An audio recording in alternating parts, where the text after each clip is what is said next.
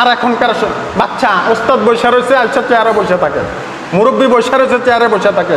বুঝা গেল এই বাচ্চাকে, সন্তানকে তার পরিবার থেকে সঠিক শিক্ষাটা দেওয়া হইতেছে না। ওস্তাদ কয়টা দিবে?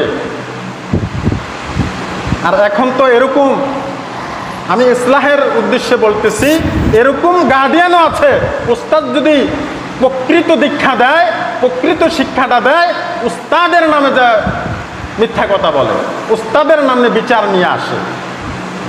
এখন তো ওই যুগ, ফিতনার যুগ, বেয়াদবের যুগ, শয়তানি যুগ।